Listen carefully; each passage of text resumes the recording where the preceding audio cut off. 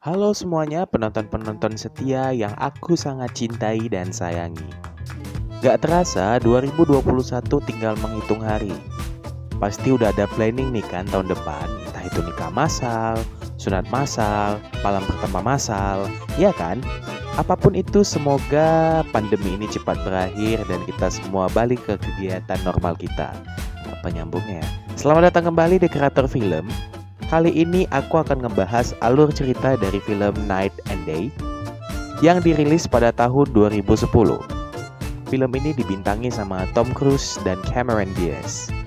Langsung aja tanpa perlu banyak bacot lagi, ayo sayang cinta mengke, kita gaskan intronya.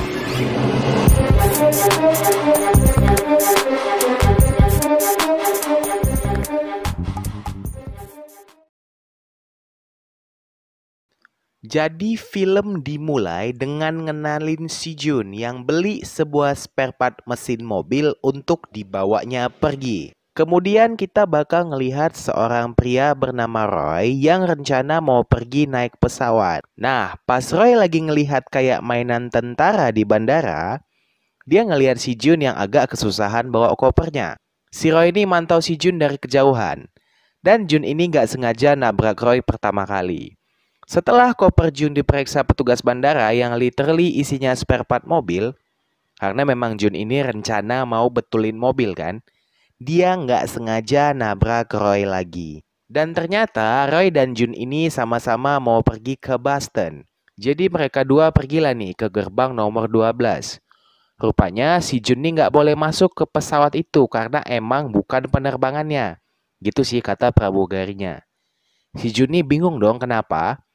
Nah, Roy di sini melenggang masuk ke pesawat dan dia bilang ke Jun, terkadang, Ceona, semua terjadi karena suatu alasan. Adegan kemudian beralih ke agen pemerintah yang ngejar Roy. Nah, agen ini bernama Fitz dan bosnya bernama Isabel. Nah, mereka ngejar Roy karena Roy ini mencuri suatu alat yang mereka sebut Zypher. Akhirnya agen pemerintah ini pun naruh rasa curiga sama si Jun karena dari kamera CCTV bandara nampak pas Jun yang nabrak si Roy. Si agen pun ngerencanai sesuatu buat si Jun dan pas balik ke bandara, tiba-tiba aja Jun dibolehin masuk ke pesawat tadi. Loh, kok aneh banget? Pas si Jun masuk, si Roy ini kayak terkejut kenapa Jun di situ. Nah, di sini Jun sama Roy bercakap-cakap, tapi situasi di sekeliling pesawat aneh ngap. Kenapa gitu? Nampak banget orang-orang di pesawat itu emang sengaja di situ.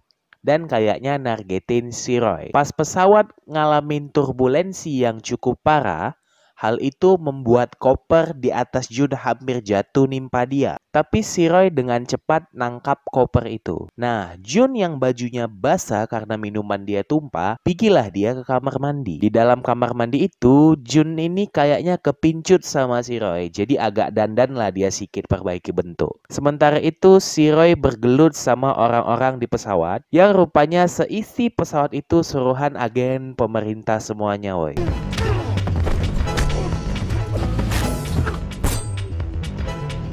Roy berantamnya agak lama sama orang-orang di dalam situ. Tapi semua orang di dalam pesawat itu matoy dan gak sengaja Roy menembak kedua pilot pesawat. Jadi ceritanya pesawat ini udah mau jatuh lah. Di sini si Jun keluar dari kamar mandi. Awalnya normal aja kan karena orang di dalam pesawat itu seolah tidur.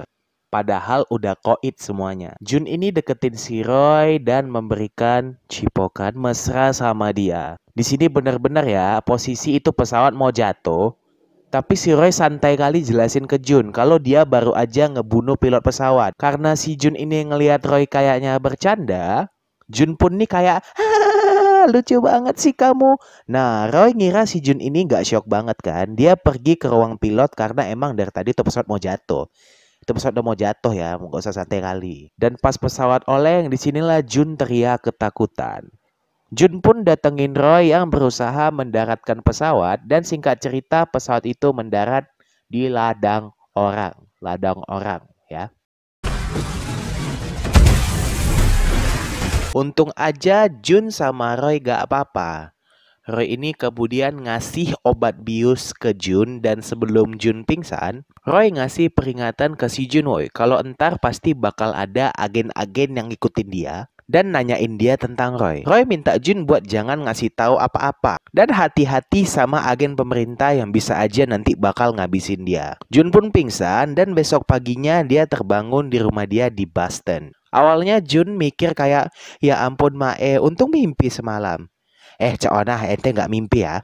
Jun ini kemudian sadar semua itu betulan kejadian saat ngeliat tulisan nempel di sekeliling rumahnya. Dan itu tulisan Roy dan berita televisi juga ngabarin pesawat yang jatuh. Tiba-tiba ada yang ngetok pintu. Rupanya orang yang datang itu adalah si Rodney, mantannya Jun, yang mastiin keadaan dia baik-baik aja setelah dengar berita pesawat jatuh. Jun ini pun pigilah nyoba jalanin hari dengan normal. Dia pergi ke bengkel milik dia buat ngasih barang spare part yang dia bawa dari Wichita ke salah satu pegawainya. Dan dia melihat mobil GTO peninggalan bapaknya yang memang mau dia modif buat hadiah ulang tahun pernikahan adiknya. Jun ini pergi kemudian jumpai adiknya buat nyoba baju yang mau dipakai ke kondangan. Nah, tiba-tiba satu orang laki-laki masuk bilang mobil Jun bakal ditilang karena nggak bayar tiket parkir. Pas si Jun keluar, dia dihadang sama banyak cowok. Tapi bukan untuk digengbeng, melainkan cowok-cowok itu adalah agen FBI yang ingin interogasi dia. Jun ini disuruh masuk ke mobil lah sama si agen yang namanya Fitzgerald tadi. Yang mana si Fitz ini nanyain Jun soal Roy di dalam mobil. Jun ini pura-pura nggak tahu dong tentang Roy. Tapi si Fitz ngasih rekaman CCTV yang ngebuat Jun nggak bisa bohong lagi. Nah, karena mungkin agen FBI ini ngira Jun ini berbahaya kan, si Jun ini rencananya mau dibawa ke fasilitas FBI lah sebelum Roy ditangkap. Jun dipindahkan ke mobil yang lain, yang Jun ini udah mulai takut gitu. Tapi si agen bilang, udah bu, kencangkan sempak, ibu aman sama kami. Jun ini tetap kayak, ih mampus lah diculik lah aku ini.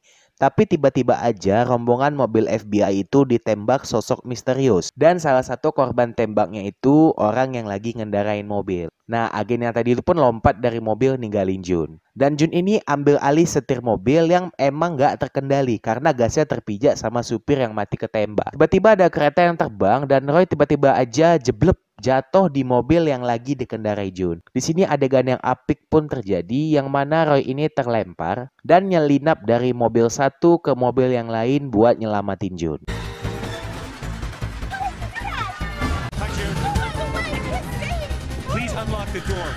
Tapi akhirnya Roy berhasil nyelamatin si Jun. Roy nyuruh Jun untuk stay sebentar selagi dia nembakin agen-agen pemerintah yang nyerang. Tapi Jun ini malah kabur karena takut sama Roy. Jun kabur untuk nemuin mantan doinya Rodney dan pas mereka di restoran lagi mau mamam, Jun ngasih tahu sama Rodney kalau dia ada di pesawat yang jatuh kemarin dan nyeritai tentang si Roy lah. Tapi Rodney ini nggak percaya, padahal muka Jun sendiri udah ada di TV. Di sini Roy tiba-tiba aja masuk.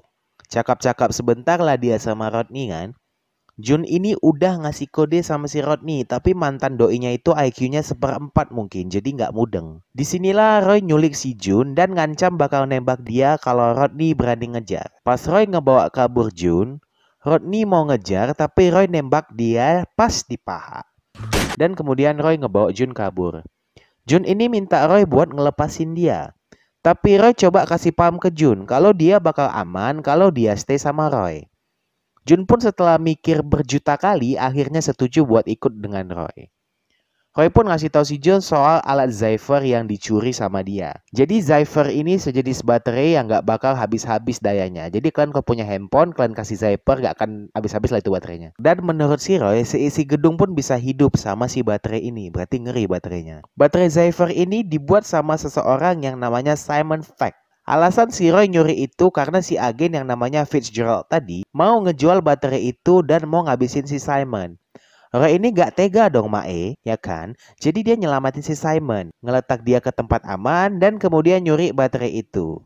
Gitu dia ceritanya sayang. Karena Fitz kerjanya gak bagus dan gak berhasil nangkap Roy, si Isabel ini pun marah dong dan nyuruh Fitz buat nyelesain semua permasalahannya sama Roy. Roy sama Jun pergi ke New York buat nemuin Simon yang ngebuat baterai Zypher itu. Tapi pas mereka ke situ, si Simon gak ada. Roy pun merhatiin tuh tulisan-tulisan di dinding yang dibuat sama Simon dan coba foto tulisan itu. karena dia yakin ada kode tersembunyi di situ. Si Jun slow aja nunggu, tapi dia nggak nyadar kalau ada beberapa orang bersenjata yang masuk ke sana.